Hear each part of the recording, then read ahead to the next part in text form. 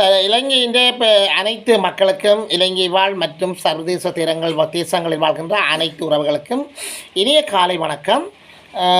தற்போது 9வது ஜனாதிபதி தேர்தலின் முடிவுகள் சில கிடைத்து கொண்டே இருக்கின்றன. அதாவது தபால் மூல வாக்களிப்புகளின் முடிவுகள் கிட்டத்தட்ட நெருங்கி கொண்டிருக்கிறதாகவும் இது சம்பந்தமான அனைத்து வாக்கு எண்ணுகின்ற நிலையங்களிலிருந்து எண்ணப்பட்டிருக்கின்ற வாக்குகள் சம்பந்தமான விவரங்கள் யாவும் தேர்தல் ஆணைக்குழுவுக்கு அனுப்பப்பட்டு கொண்டிருக்கிறதாகவும் தேர்தல் ஆணைக்குழு இது சம்பந்தமான விவரங்களை சில நிமிடங்களில் சில மணி நேரங்களில் வெளியிடப்படும் என்று சொல்லியும் கூறப்படுகிறது.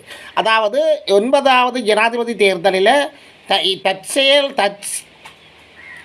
தற்சமயம் வரையும் அதாவது தபால் மூல வாக்கு அளிப்புகளின் எண்ணிக்கை அதாவது அதன் எண்ணிக்கை அனுராகுமார திசாநாயக்காவுக்கு கிடைத்திருப்பதாகவும் அவரே முன்னிலையில் இருப்பதாகவும் செய்திகள் தெரிவிக்கின்றன. அநேகமாக தமிழர் பகுதியில் பெரும்பாலான தபால் மூல வாக்களிப்புகள் அனுராக் குமாரநாயக்க திசாநாயக்கு தான் கிடைத்திருக்கிறது. உண்மையில் ஒரு மாற்றத்துக்கான வாக்களிப்பாக தமிழ் மக்கள் இதனை அளித்திருக்கலாம் என்பது அனைவரினதும் கருத்தாகும்.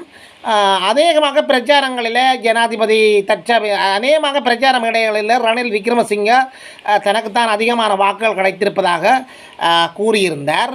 அதாவது தபால் மூலம் மக்கள் அளித்த வாக்குகளில் பெரும்பாலானவை தனக்குத்தான் அதிகமான வாக்குகள் கிடைத்திருப்பதாக ஜனாதிபதி ரணில் விக்ரமசிங்க அதாவது முன்னாள் ஜனாதிபதி ரணில் விக்ரமசிங்க இந்த கருத்துக்களை கணித்திருந்தார்.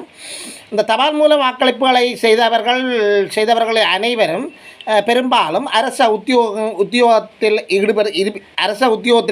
பணிபுரிபவர்களாகத்தான் கருதப்படுகிறது. தேர்தலை அண்மித்து கொண்டிருக்கின்ற சில மாதங்களுக்கு முன்னர் அரசாங்க உத்தியோகத்தர்களுக்கு பல்வேறு சலுகைகளை அவர் வழங்கியிருந்தார். இது தேர்தல் விதிமுறைகளை மீறியதாக பல்வேறு தரப்பினராலும் சுட்டிக்காட்டப்பட்டுள்ளது. உதாரணமாக அவர்களுக்கான சம்பளம் அதிகரித்து காணப்பட்டது. ஆனால் இந்த சம்பள அதிகரிப்பை பல காலங்களாக அரசியல்வாதிகள் அரசாங்க உத்தியோகத்தர்கள் கோரியிருந்ததன் பின்னணியில் தேர்தல் நெருங்குகின்ற காலத்தில் தான் அந்த கொடுப்பனவு அதிகரிக்கப் போவதாகவும் பல்வேறு சலுகைகளை தரப்போவதாகவும் ரணில் கூறியிருந்தார். ஆனால் அவருடைய அந்த கூற்றை அரசாங்க உத்தியோகத்தர்கள் எவரும் கருத்தில் எடுத்துக்கொண்டதாக தெரியவில்லை. அளிக்கப்பட்ட வாக்குகளை வைத்துக்கொண்டு இந்த முடிவுக்கு பல்வேறு தரப்பினரும் முன்வந்திருக்கின்றார்கள்.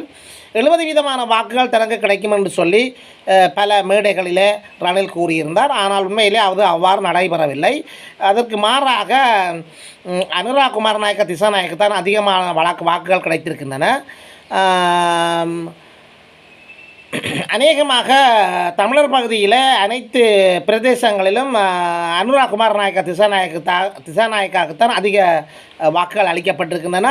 அதுவும் தபால் மூல வாக்களிப்புகளில் கடந்த இந்த வாக்குகளின் 99% வாக்குகள் 3 முன்னணியில் நிற்கின்ற அனுராக் குமாரநாயக்கா, ரணில் விக்ரமசிங்க, சஜித் பிரேமதாசா போன்றவர்களின் மத்தியில் அனுராக் குமாரநாயக்காவுக்குத்தான் அதிக அளவு வாக்குகள் கிடைத்ததாக தற்போதைய தேர்தல் முடிவுகள் பெரும்பாலும் கருத்து கணிப்பீட்டுகளின் அடிப்படையில் தெரிய வருகிறது.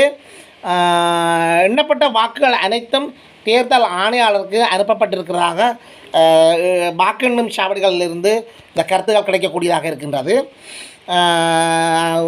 இதில் மிகவும் பிந்திய செய்தி என்னவென்று சொன்னால் சஜித் பிரேமதாசாவின் பிரதேசத்தில் அவருக்கு உரிய வாக்கு வங்கி உள்ள பிரதேசத்தில் கூட அனுராக் குமாரநாயக்காவுக்கு தான் வாக்குகள் அளிக்கப்பட்டிருக்கிறதாகவும் இவை அனைத்தும் ஒரு மாற்றத்துக்கான வாக்குகளாக கருதப்படுகிறது. இந்த எண்ணிக்கை அதாவது இந்த முடிவுகள் அனைத்தும் தபால் மூல வாக்களிப்புகள் என்ற முடிவுகளாக காணப்படுகின்ற போதிலும் சாதாரண வாக்குகள் எண்ணப்பட்டு கொண்டிருக்கின்றன. அந்த விவரங்களும் கிடைத்து கொண்டிருக்கின்றன. அது சம்பந்தமான அநேகமான முடிவுகள் இன்னும் சில மணி நேரங்களில் மக்களுக்கு வழங்கப்படலாம்.